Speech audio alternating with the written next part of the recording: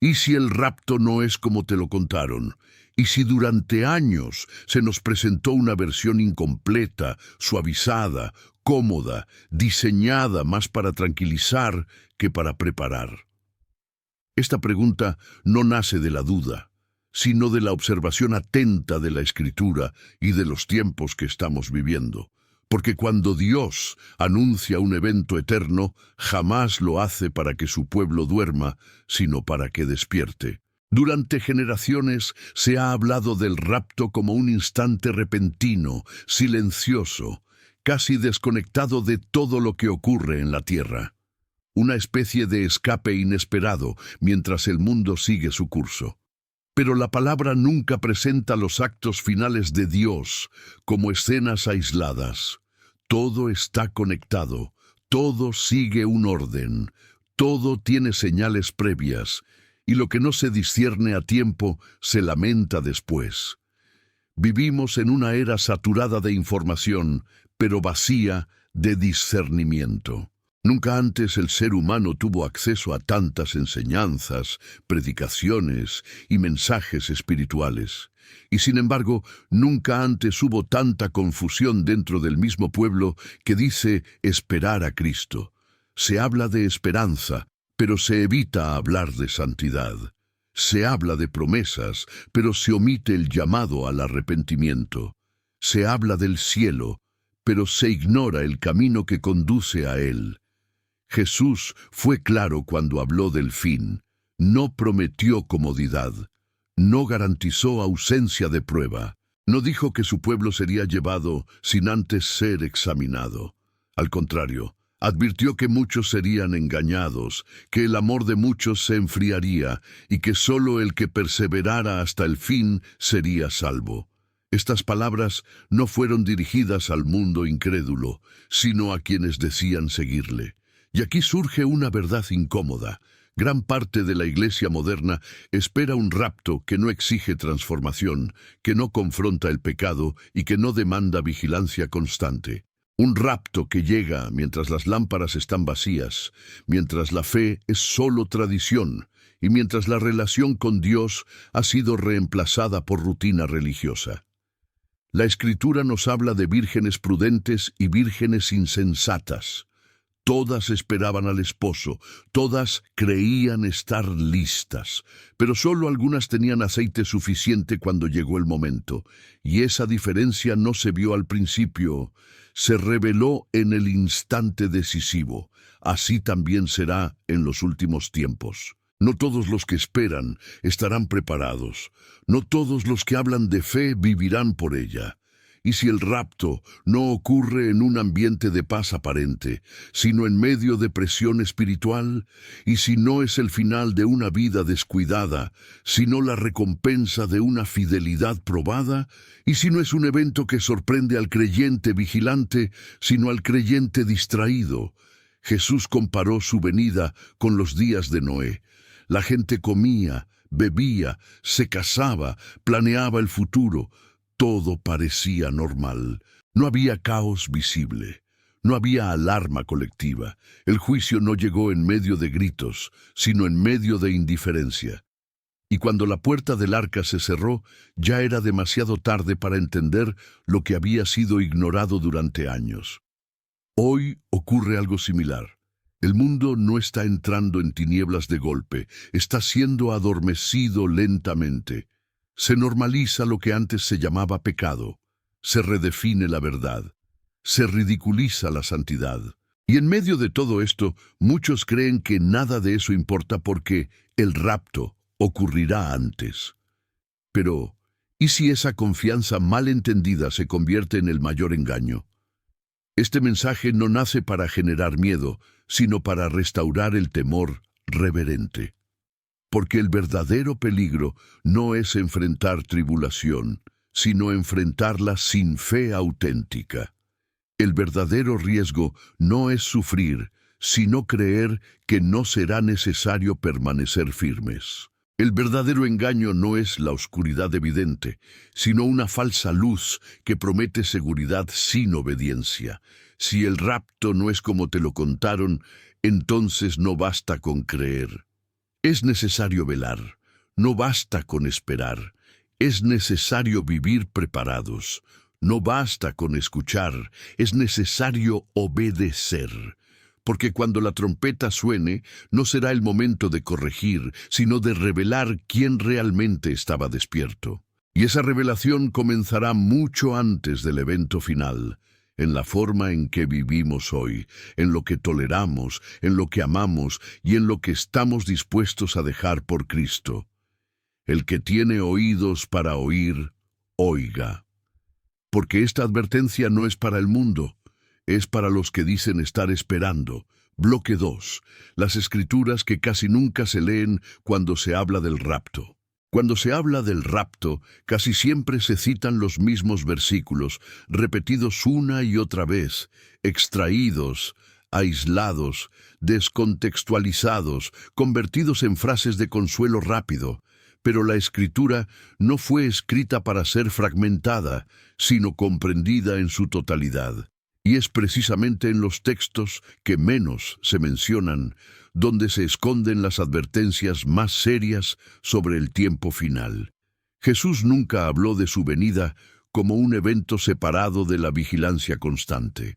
Al contrario, cada vez que mencionó su regreso, lo acompañó con una advertencia directa. Velad.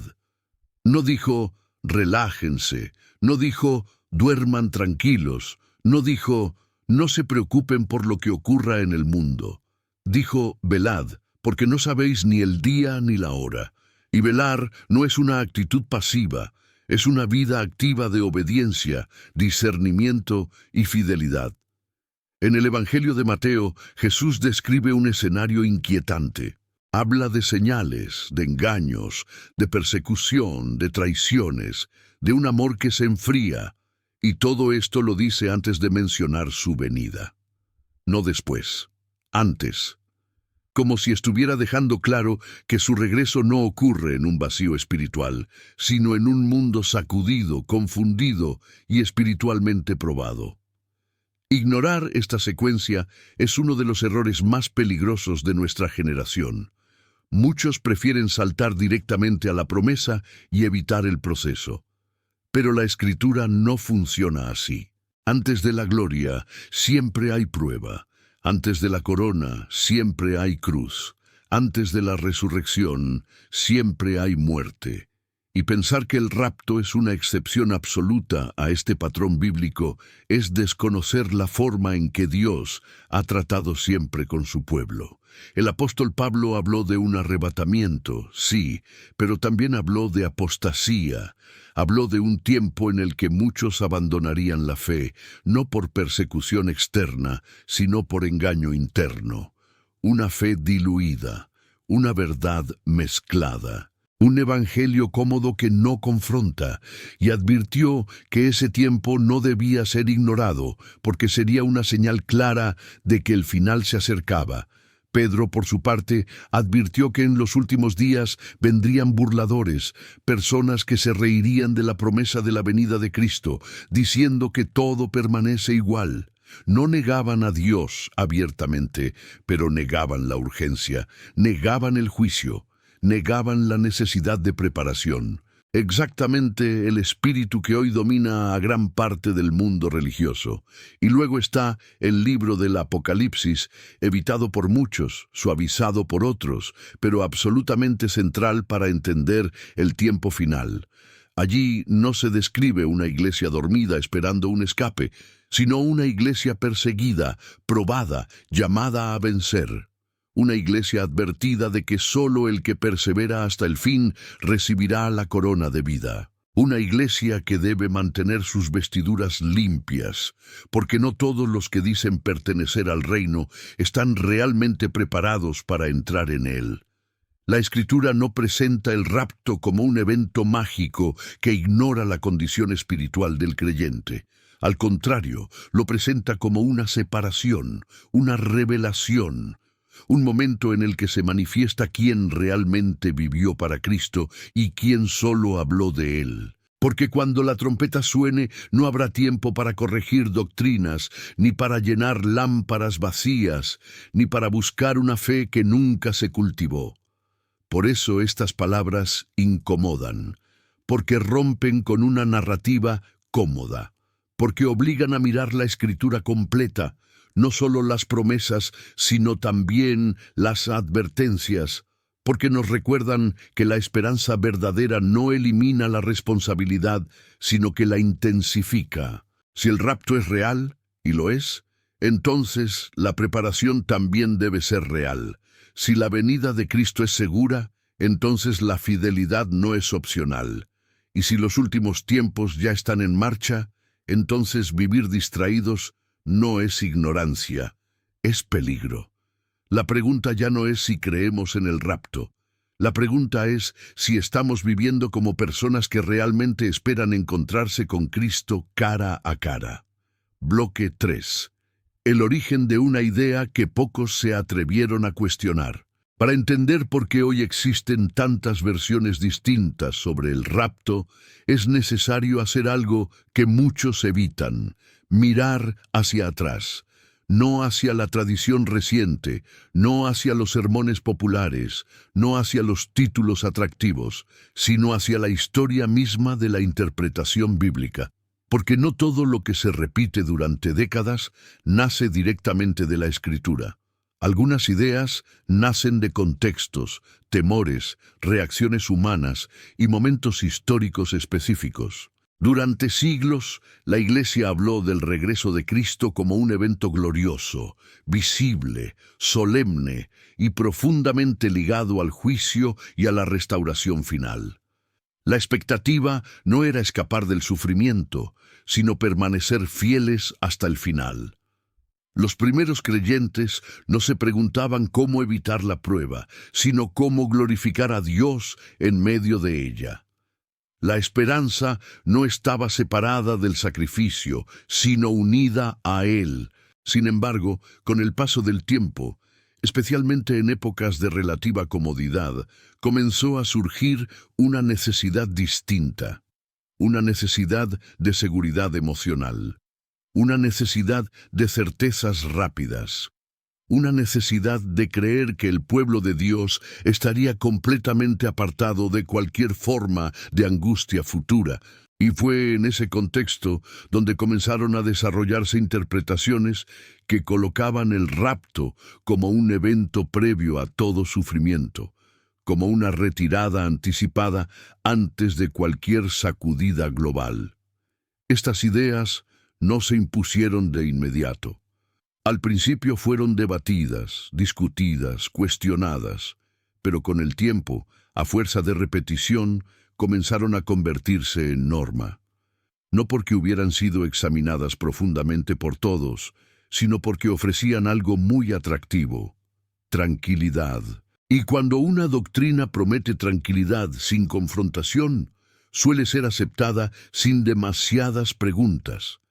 El problema no es examinar nuevas interpretaciones. El problema es aceptarlas sin someterlas al filtro completo de la Escritura. Porque cuando una enseñanza ignora decenas de advertencias claras para sostener unas pocas promesas aisladas, algo no encaja. La palabra nunca se contradice, pero sí exige ser leída con reverencia, contexto y honestidad espiritual. Jesús nunca habló de una iglesia retirada del conflicto antes del engaño. Habló de una iglesia advertida, perseguida, llamada a resistir. Los apóstoles nunca prometieron un camino sin tribulación, prometieron una corona al final del camino. Y el Apocalipsis nunca describe un pueblo ausente durante la prueba, sino un pueblo llamado a vencer en medio de ella, guardando la fe y el testimonio. Entonces surge una pregunta incómoda pero necesaria. ¿Qué ocurrió para que gran parte del cristianismo moderno comenzara a esperar un final tan distinto al que la Escritura describe de forma repetida? La respuesta no es simple, pero apunta a una combinación peligrosa: interpretación selectiva, comodidad espiritual y una fe que poco a poco dejó de prepararse para resistir. Cuando la expectativa se centra solo en escapar, se pierde la capacidad de discernir. Cuando se elimina la posibilidad de prueba, se debilita la vigilancia. Cuando se promete seguridad automática, se relaja la santidad. Y así, sin darse cuenta, muchos comenzaron a vivir como si el llamado de Jesús a perseverar ya no fuera urgente. Este bloque no busca desacreditar creencias, sino provocar examen, porque la fe que no se examina se convierte en tradición, y la tradición no salva. Solo la verdad vivida transforma. Y si una doctrina no prepara al creyente para permanecer firme en tiempos difíciles, entonces no está cumpliendo su propósito bíblico. Tal vez el mayor peligro no sea estar equivocado en los detalles del rapto, sino estar equivocado en la actitud del corazón. Porque cuando Cristo regrese, no preguntará qué esquema profético seguimos, sino si permanecimos fieles. No preguntará cuántas teorías conocíamos, sino si guardamos sus palabras. No preguntará si esperábamos escapar, sino si estábamos velando. Y mientras el mundo avanza hacia una oscuridad cada vez más sutil, esta verdad se vuelve imposible de ignorar. Una iglesia que no se prepara para resistir, no está realmente preparada para encontrarse con su Señor. Bloque 4. Las palabras de Jesús que casi nadie quiere escuchar. Cuando Jesús habló del fin de los tiempos, no buscó tranquilizar a las multitudes ni aliviar la ansiedad de quienes deseaban garantías inmediatas. Sus palabras no fueron diseñadas para acomodar al oyente, sino para sacudirlo. Cada advertencia fue pronunciada con una intención clara: preparar corazones, no entretener mentes. Y quizá por eso, con el paso de los siglos, muchas de esas palabras comenzaron a ser suavizadas, reinterpretadas o directamente silenciadas. Jesús no inició su discurso hablando de gloria, sino de engaño. Antes de mencionar su regreso, advirtió que muchos vendrían en su nombre, usando su autoridad, su lenguaje y hasta su apariencia espiritual, pero con un mensaje torcido.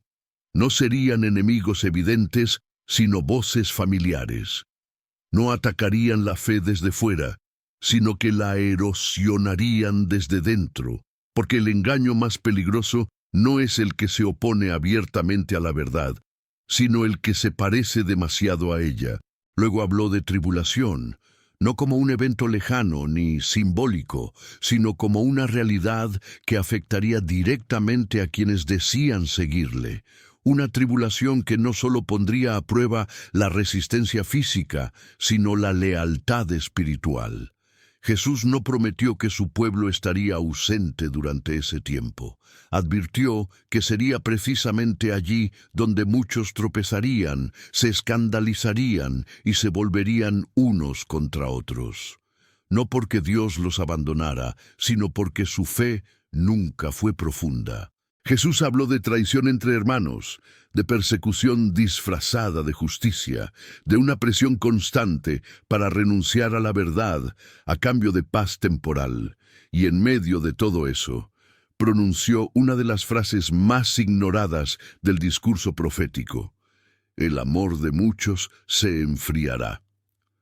No dijo que se apagaría de golpe, dijo que se enfriaría, lentamente, gradualmente, a través de concesiones pequeñas, silenciosas, aparentemente inofensivas.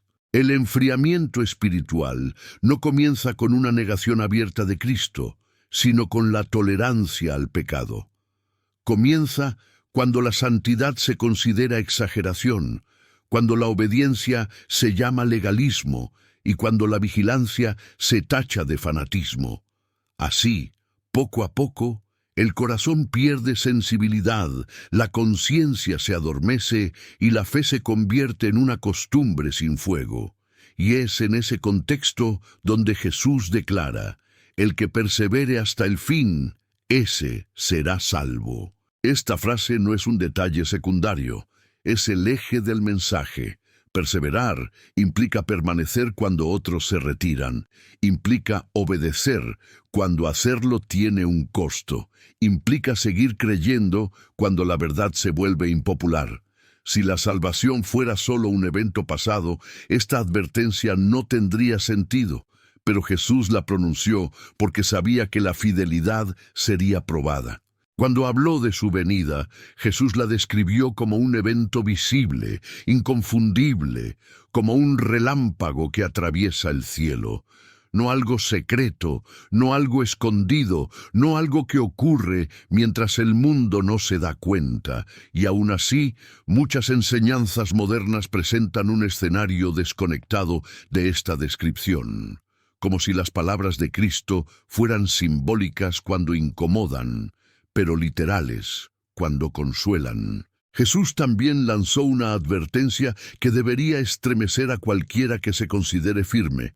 Si fuera posible, aún los escogidos serían engañados.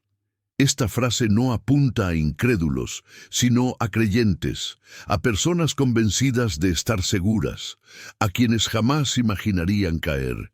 Y eso revela algo inquietante. El engaño final no se presentará como rebelión abierta, sino como una fe alternativa, adaptada, suavizada, aceptable para el espíritu de la época. Por eso Jesús insistió una y otra vez en velar. Velar no significa vivir con paranoia, sino con discernimiento. No es miedo constante, sino conciencia espiritual. Es examinar toda enseñanza, toda promesa, toda doctrina a la luz completa de la Escritura. Es no aceptar una verdad parcial solo porque suena reconfortante. Es permanecer despiertos cuando el entorno espiritual empuja al sueño. Si estas palabras incomodan, es porque fueron diseñadas para incomodar. Jesús nunca tuvo la intención de confirmar falsas seguridades. Su objetivo siempre fue revelar la condición real del corazón, y cuando habló del fin, lo hizo con una seriedad que hoy muchos prefieren evitar, porque confronta una fe superficial y exige una fe viva. El mayor error no es no entender cada detalle del calendario profético. El mayor error es ignorar las advertencias claras de Cristo mientras se confía en interpretaciones que prometen seguridad sin transformación. Si Jesús habló más de perseverancia que de escape, más de fidelidad que de alivio inmediato, entonces cualquier enseñanza que elimine esa tensión debería ser examinada con cuidado. Tal vez el problema no sea que Jesús habló con dureza. Tal vez el problema es que, con el tiempo, aprendimos a escuchar solo lo que nos tranquiliza. Y en los últimos tiempos, esa preferencia puede convertirse en el mayor de los engaños. Bloque 5. Esperanza verdadera. O falsa seguridad, la línea que muchos ya cruzaron. Existe una diferencia profunda, aunque cada vez más difusa, entre la esperanza que nace de la palabra y la falsa seguridad que nace del deseo humano de no sufrir. La esperanza bíblica nunca fue diseñada para anestesiar la conciencia, sino para sostener el alma en medio de la prueba. La falsa seguridad, en cambio, promete paz sin santidad, futuro sin obediencia y gloria sin cruz. Y esa diferencia, aunque sutil, será decisiva en los últimos tiempos. La esperanza verdadera no niega la dificultad, la atraviesa con fe. No elimina la oscuridad, enciende una luz dentro de ella. No promete ausencia de dolor, promete presencia de Dios, aun cuando el dolor llegue. Por eso los profetas no hablaron de un pueblo retirado del conflicto, sino de un remanente firme, purificado, probado como el oro en el fuego. La esperanza bíblica siempre estuvo ligada a la perseverancia, nunca al escape automático. La falsa seguridad, sin embargo, se construye sobre una idea peligrosa. Nada malo nos tocará. Y cuando esa idea se instala en el corazón, la vigilancia se debilita, la oración se vuelve opcional, la santidad se relativiza, el discernimiento se adormece. Porque si el creyente está convencido de que será retirado antes de cualquier sacudida, entonces deja de prepararse para resistir. Y un creyente que no se prepara para resistir se convierte en terreno fértil para el engaño. Jesús nunca enseñó a sus discípulos a confiar en esquemas, sino en Él. Nunca los preparó para huir, sino para permanecer. Les habló de persecución, de rechazo, de presión, de traición, y aún así les dijo: no temáis. No porque nada ocurriría, sino porque Él estaría con ellos. Esa es la esperanza auténtica, no la ausencia de tormenta, sino la presencia del Señor en medio de ella. La falsa seguridad se presenta como fe, pero no produce transformación. Se presenta como promesa, pero no genera obediencia. Se presenta como confianza, pero elimina el temor reverente. Y cuando el temor reverente desaparece, la fe deja de ser viva y se convierte en ideología. Una ideología cómoda, repetida, heredada, pero no experimentada. Muchos hoy dicen esperar el rapto, pero viven como si el mundo no estuviera cambiando espiritualmente. Observan el aumento del engaño, la confusión moral, la persecución silenciosa a la verdad, y aún así creen que nada de eso los concierne. Pero la Escritura nunca separó al pueblo de Dios del tiempo que le toca vivir. Siempre lo llamó a ser luz, precisamente cuando la oscuridad se intensifica. El problema no es esperar la venida de Cristo. El problema es usar esa expectativa como excusa para no velar. El problema no es creer en la promesa. El problema es ignorar las advertencias que la acompañan. Porque cada promesa bíblica viene unida a un llamado, y cada llamado exige una respuesta. La esperanza verdadera produce sobriedad, produce humildad, produce hambre de verdad. Hace que el creyente examine su vida, sus motivaciones, sus enseñanzas, su relación real con Dios. La falsa seguridad, en cambio, produce descuido. Hace que el creyente confíe más en una doctrina que en una relación viva con Cristo. Y cuando llega el momento de la prueba, esa diferencia se vuelve evidente. En los últimos tiempos, muchos no caerán por persecución directa, sino por confianza mal colocada. No serán derrotados por la oscuridad evidente, sino por una luz falsa que les prometió paz sin fidelidad. Y esa es quizás la advertencia más seria de todas. No todo lo que ofrece consuelo viene de Dios. Por eso este mensaje no busca destruir la esperanza, sino purificarla. No busca sembrar miedo, sino restaurar el temor santo. Porque una esperanza que no prepara para resistir no es esperanza bíblica. Y una fe que no se mantiene firme cuando es probada nunca fue fe madura. La pregunta ya no es qué creemos que ocurrirá. La pregunta es qué tipo de creyentes estamos formando hoy. Porque el tiempo que viene no revelará doctrinas, revelará corazones. Bloque 6. El engaño final y la paz que adormece al alma. Uno de los mayores errores al imaginar el engaño final es pensar que llegará envuelto en caos visible, violencia inmediata o persecución abierta. La Escritura, sin embargo, revela un escenario mucho más inquietante. El engaño definitivo no irrumpe como una tormenta repentina, sino como una calma cuidadosamente construida. No se presenta como amenaza, sino como alivio. No exige resistencia, sino descanso, y precisamente por eso resulta tan peligroso. La Biblia habla de una paz que no procede de Dios, una paz que no nace del arrepentimiento ni de la restauración, sino del cansancio colectivo. Una paz diseñada para una humanidad agotada de conflictos, crisis, tensiones y verdades incómodas. Una paz que promete estabilidad sin justicia, unidad sin verdad y futuro sin santidad. Y cuando esa paz aparece, muchos la abrazan sin discernir su origen, porque responde a un deseo profundo: dejar de luchar. Este engaño no comienza en el mundo, comienza en el corazón. Comienza cuando el creyente deja de velar con intensidad y empieza a buscar comodidad espiritual. Cuando la oración se vuelve mecánica, la palabra deja de confrontar y la santidad se considera opcional. Poco a poco, el alma se acostumbra a vivir sin urgencia, sin expectativa real, sin temor reverente. Y cuando eso ocurre, cualquier mensaje que prometa tranquilidad parece venir de Dios, aunque no lo sea. El adormecimiento espiritual es progresivo y casi imperceptible. No ocurre de un día para otro. Primero se suaviza el lenguaje del pecado. Luego se redefine la verdad para que resulte aceptable. Más tarde se elimina la necesidad de arrepentimiento profundo.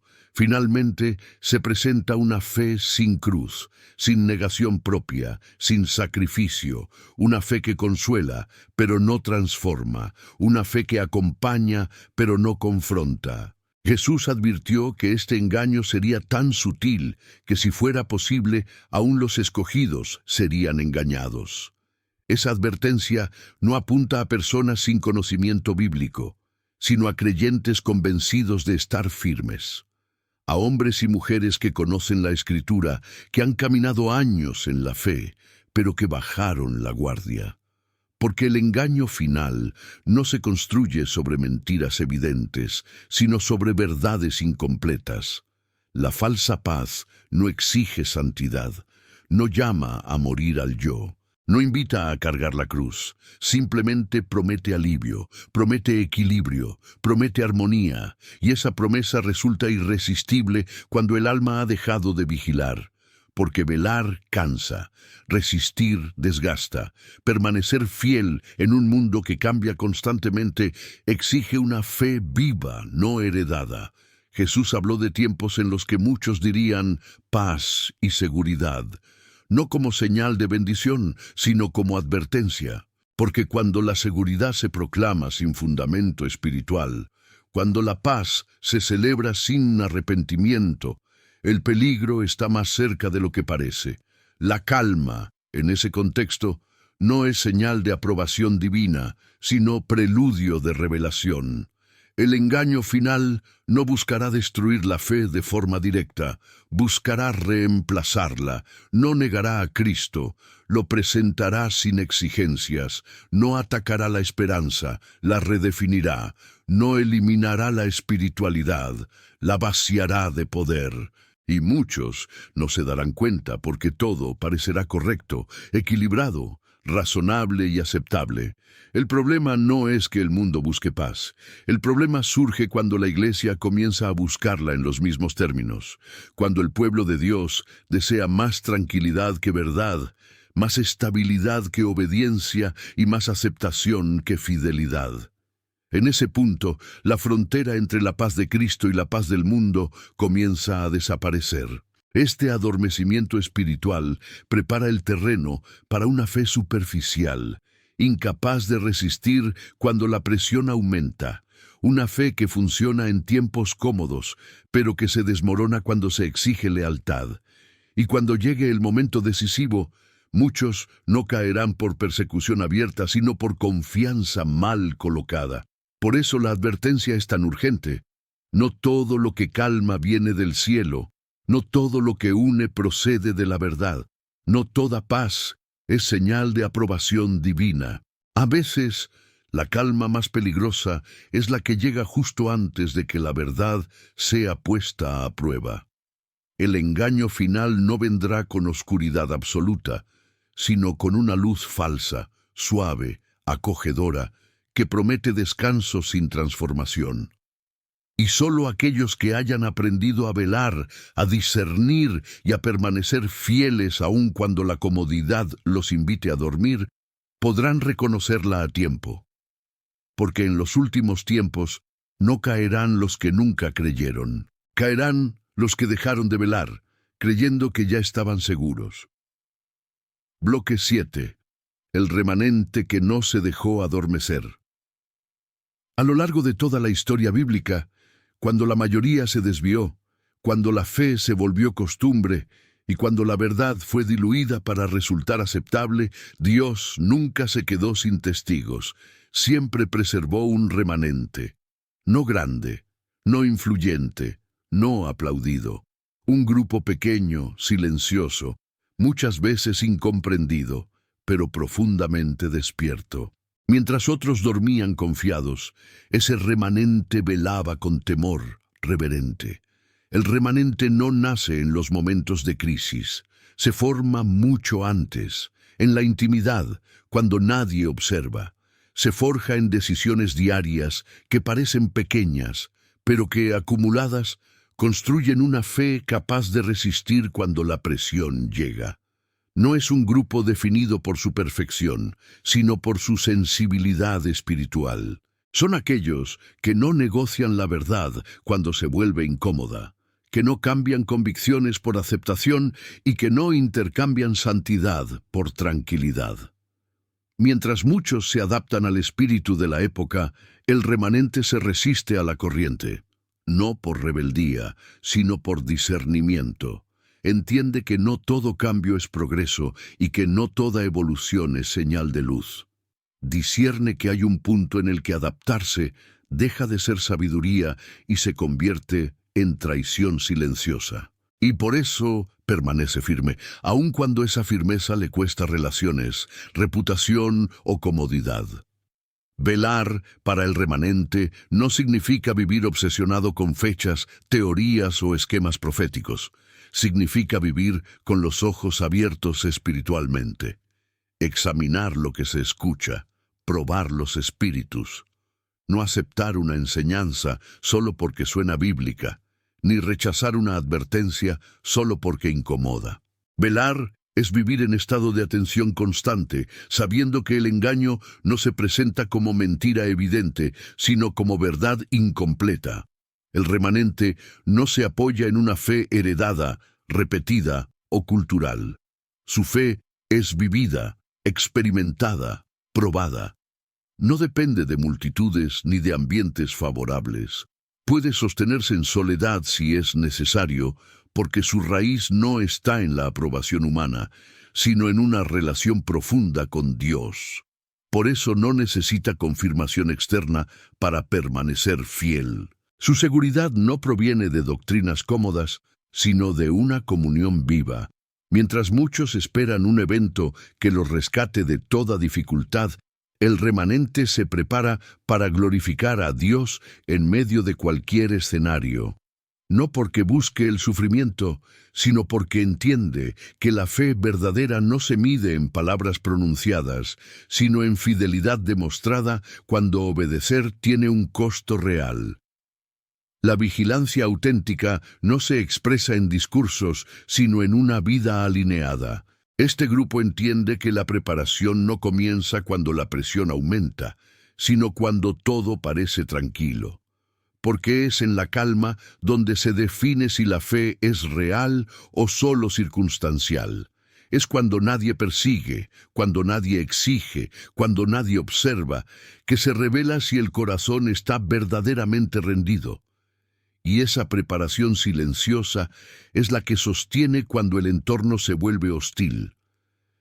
El remanente no es inmune al cansancio, pero no se rinde. No es ajeno al temor, pero no se deja dominar por él.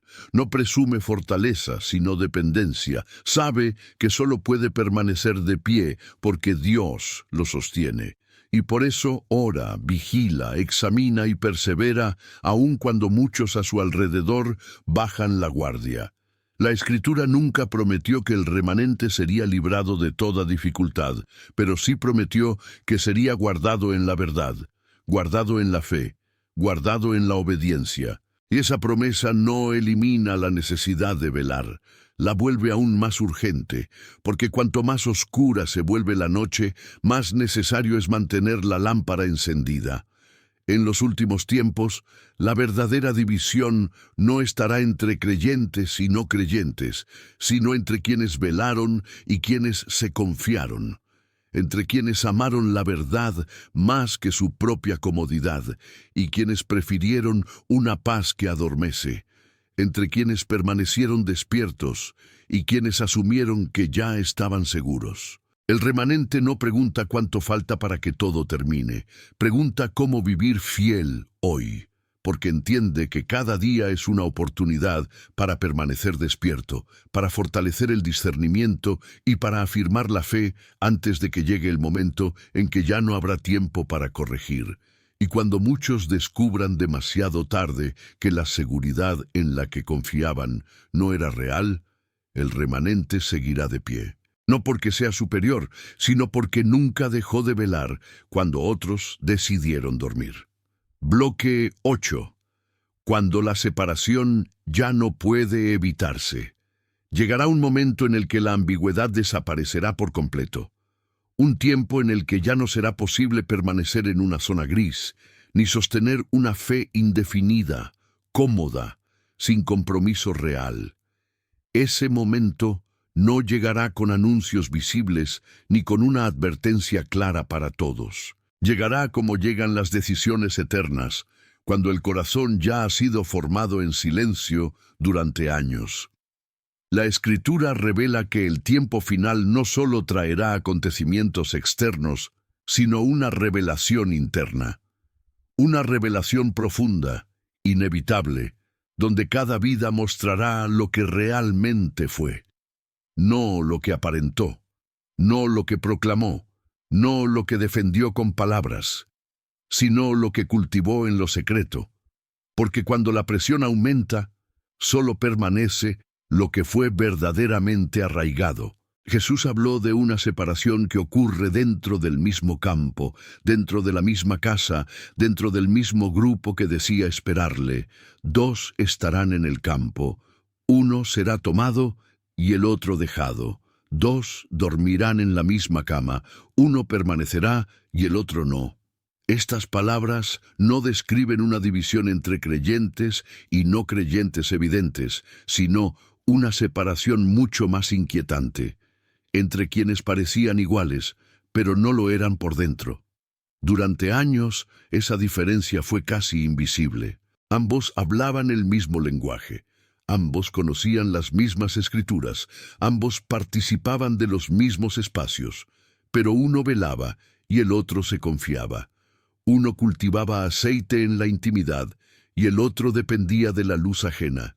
Uno tomaba en serio las advertencias y el otro las consideraba exageración. Y cuando llegó el momento decisivo, esa diferencia silenciosa se volvió irreversible. La separación final no será injusta ni arbitraria. Será el resultado natural de elecciones acumuladas, de pequeñas decisiones diarias, de concesiones aceptadas, de verdades ignoradas, de advertencias desoídas. Nadie será sorprendido por algo que no fue anunciado. La Escritura habló con claridad, una y otra vez, pero muchos prefirieron escuchar solo aquello que les ofrecía tranquilidad. En ese tiempo, muchos se preguntarán en qué momento se desviaron. Buscarán una señal clara, un punto exacto donde todo cambió. Pero no lo encontrarán, porque el desvío no ocurrió de golpe. Ocurrió lentamente, cuando se dejó de velar con seriedad, cuando la santidad se volvió secundaria, cuando la obediencia fue reemplazada por costumbre, cuando la relación viva con Dios fue sustituida por estructura religiosa. Jesús advirtió que la puerta se cerraría, no como castigo impulsivo, sino como consecuencia de una espera mal entendida. Las vírgenes insensatas no fueron rechazadas por no esperar al esposo, sino por no prepararse mientras había tiempo. Y cuando buscaron corregir, ya no era posible. No porque faltara misericordia, sino porque el tiempo de preparación había terminado. Ese es uno de los aspectos más solemnes del mensaje final. Llega un momento en que ya no se puede ajustar la fe. Ya no se puede negociar la obediencia, ya no se puede llenar una lámpara vacía. No porque Dios cambie, sino porque el tiempo asignado para velar se ha consumido. Y esa verdad es la que muchos prefieren no enfrentar. La separación no ocurrirá en medio de gritos, sino en medio de silencio. No todos entenderán de inmediato lo que ha sucedido. Algunos solo sentirán que algo se ha perdido, que una oportunidad se cerró, que una seguridad desapareció. Y entonces comprenderán que la preparación no era opcional, que la vigilancia no era exageración y que las advertencias no eran simbólicas. Este momento no revelará quién conocía más profecía, sino quién vivió con temor reverente. No mostrará quién tenía más información, sino quién tenía más obediencia. No exaltará a quienes hablaban con autoridad, sino a quienes permanecieron fieles cuando nadie los veía. Porque al final el tiempo no revelará discursos, sino vidas. No revelará intenciones, sino decisiones. No revelará expectativas, sino fidelidad. Y cuando esa separación ocurra, ya no habrá espacio para explicaciones. Solo quedará claro quién veló y quién asumió que ya estaba seguro. Bloque 9. La advertencia final. Cuando el tiempo ya no admite excusas. Llega un momento en el desarrollo del plan eterno en el que la advertencia deja de ser un llamado repetido y se convierte en un límite invisible. No porque Dios retire su misericordia, sino porque el tiempo concedido para responder ha cumplido su propósito. Ese instante no irrumpe con estruendo, ni con señales evidentes para todos. Llega silenciosamente, mientras la mayoría sigue convencida de que aún hay margen, de que todavía no es urgente, de que siempre habrá un mañana para corregir lo que hoy se posterga. La Escritura muestra que los momentos decisivos nunca se presentan cuando la humanidad los espera. El final no llega en medio del pánico colectivo, sino en medio de una normalidad peligrosa. Las rutinas continúan, los sistemas funcionan, los proyectos avanzan, las promesas humanas se multiplican. Todo parece estable en la superficie, pero espiritualmente el mundo ha cruzado un umbral del que ya no se regresa. Porque mientras muchos creen que aún están decidiendo, en realidad solo están confirmando decisiones que tomaron hace tiempo en lo secreto del corazón. Esta advertencia final no está dirigida a quienes nunca escucharon el mensaje, sino a quienes lo escucharon tantas veces que dejó de estremecerlos. A quienes conocieron las Escrituras, hablaron del rapto, discutieron profecías y repitieron promesas, pero nunca permitieron que esas verdades los transformaran por completo. Porque el mayor peligro no es desconocer la verdad, sino convivir con ella sin obedecerla. Escucharla tanto que deja de confrontar hasta convertirse en ruido de fondo. Jesús advirtió que su venida sorprendería a muchos no por falta de señales, sino por exceso de confianza. Una confianza mal ubicada, construida sobre suposiciones doctrinales, no sobre una relación viva. Una seguridad que descansaba en esquemas y cronogramas, pero no en una vida rendida. Una fe que sabía explicarse, pero no sabía resistir. Una fe que hablaba de esperanza, pero evitaba el costo de la fidelidad, cuando esa fidelidad comenzaba a exigir renuncia real. El clímax del tiempo final no será un debate teológico ni una confrontación intelectual. Será una revelación espiritual profunda. No se pondrá a prueba quién tenía la interpretación más elaborada, sino quién permitió que la verdad lo moldeara desde dentro. No se evaluará cuánta información se acumuló, sino cuánta obediencia se vivió, porque el conocimiento que no produce transformación se convierte en testimonio en contra de quien lo posee. En ese momento, muchos descubrirán que su preparación nunca fue tan sólida como creían. Buscarán el instante exacto en que se desviaron, el punto donde algo cambió, la señal clara que debieron haber visto, pero no la encontrarán. Porque el alejamiento no ocurrió de golpe, ocurrió lentamente, cuando se dejó de velar con seriedad, cuando la santidad se volvió secundaria, cuando la obediencia fue negociada, cuando la relación viva con Dios fue sustituida por estructura religiosa y repetición mecánica. La advertencia es urgente porque aún existe un espacio de gracia, un margen final para despertar, examinar el corazón y abandonar una seguridad artificial, un tiempo breve para recuperar el temor reverente, para volver a una fe sobria, vigilante, viva. Pero ese tiempo no es indefinido. La Escritura es clara en mostrar que llega un punto en el que la puerta se cierra sin violencia, sin anuncios públicos, sin negociaciones posteriores. No porque Dios deje de amar, sino porque el tiempo asignado para responder ya fue agotado. Muchos esperan una señal final tan evidente que los obligue a reaccionar, algo imposible de ignorar. Pero la palabra revela que quienes dependen de una señal visible suelen reaccionar tarde, porque la preparación nunca fue diseñada para comenzar bajo presión extrema, sino en el tiempo de calma, cuando obedecer era una decisión voluntaria y no una reacción desesperada ante las circunstancias. Esta advertencia final no busca sembrar pánico, sino despertar conciencia. No busca destruir la esperanza, sino purificarla, porque una esperanza que no produce vigilancia se convierte en ilusión, y la ilusión no sostiene cuando la verdad se manifiesta con todo su peso. La esperanza bíblica auténtica no adormece el alma, la mantiene despierta, no relaja la fe, la fortalece, no promete ausencia de dificultad, promete fidelidad hasta el final. Este mensaje llega antes del desenlace porque aún hay oídos capaces de oír y corazones capaces de responder. Pero llega también con una solemnidad que no puede ser ignorada.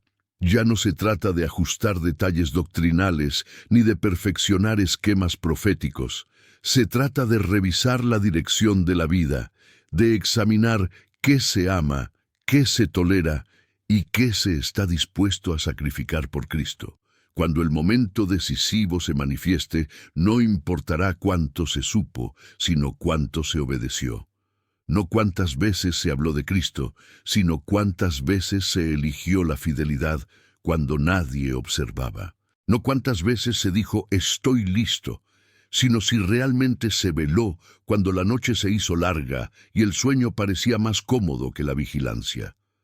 Porque lo que viene no revelará discursos, no revelará teorías, no revelará intenciones, revelará corazones, y esta es la advertencia final, mientras todavía hay tiempo para despertar, antes de que el silencio confirme lo que ya fue decidido.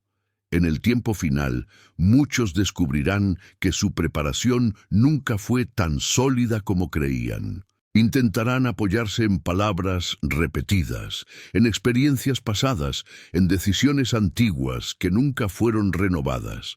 Pero el tiempo decisivo no honra recuerdos espirituales, revela estados presentes del corazón.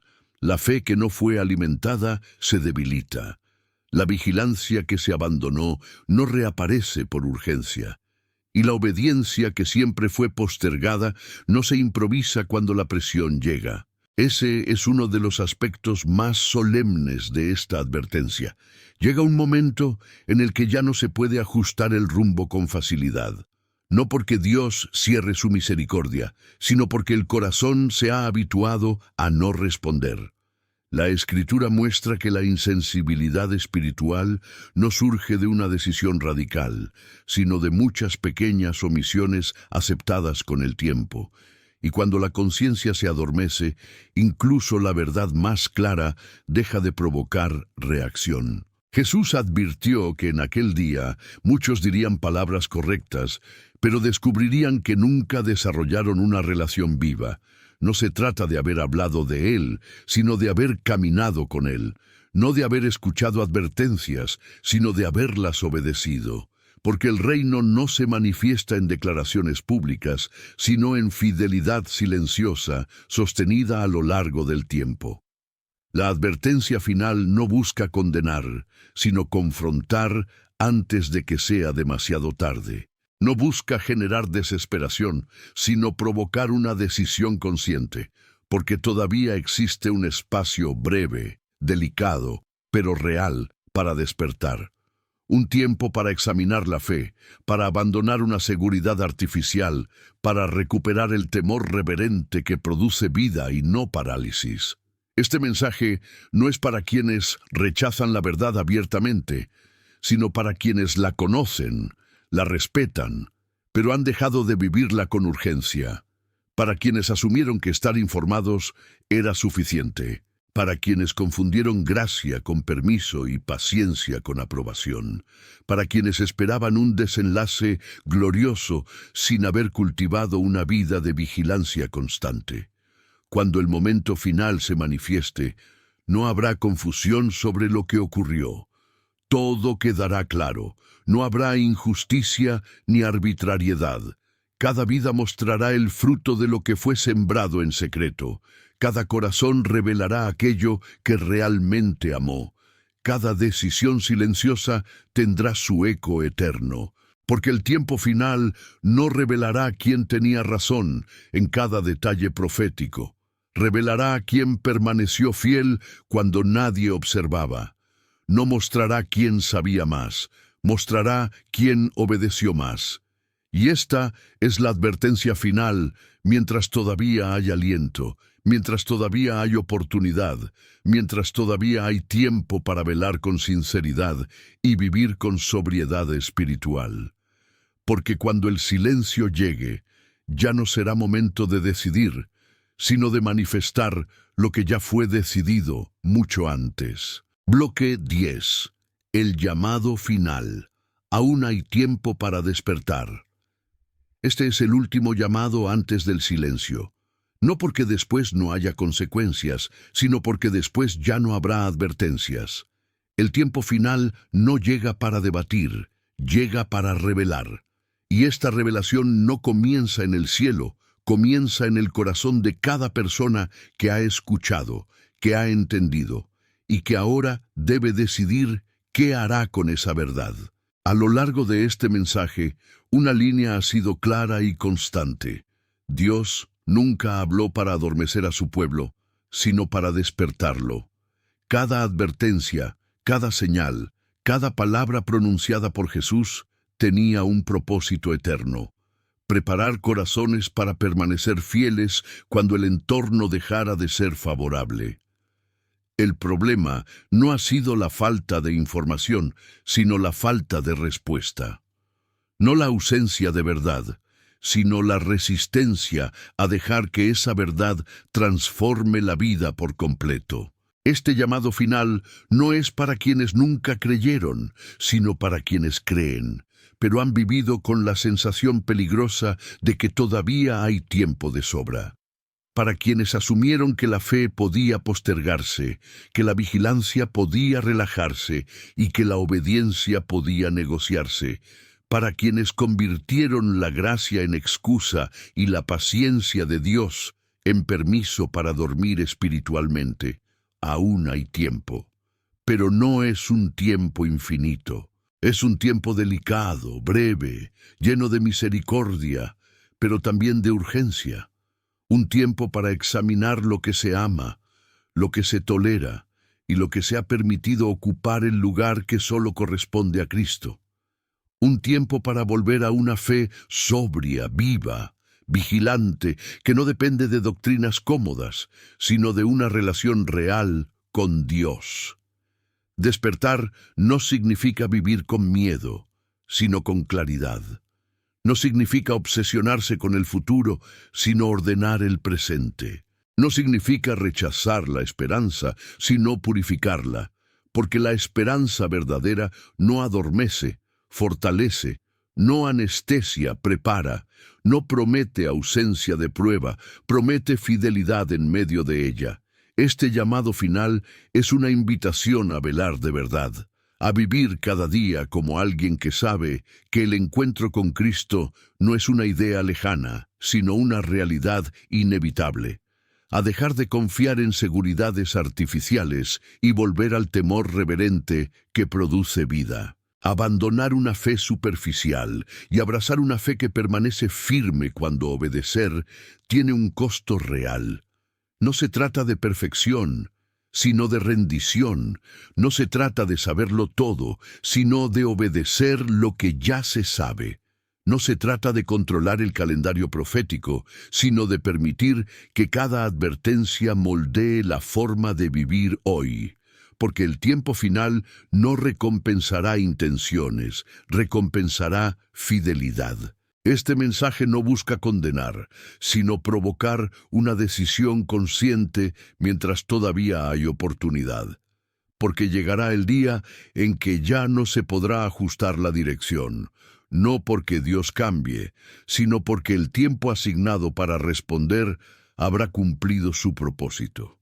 Y en ese día, cada vida mostrará con claridad qué eligió amar y a quién decidió obedecer. Si has escuchado estas palabras, no las deseches, no las postergues, no las interpretes como exageración. Detente, examínate, despierta. Porque velar no es una opción secundaria, es el llamado central de este tiempo. Y vivir despiertos no es una carga, es un privilegio para quienes aman la verdad más que su propia comodidad. Aún hay tiempo para volver, aún hay tiempo para velar, aún hay tiempo para vivir con sobriedad espiritual, pero ese tiempo no debe ser desperdiciado. El que tiene oídos para oír, oiga, porque el final no llegará para quienes no sabían. Llegará para quienes sabían y decidieron qué hacer con esa verdad.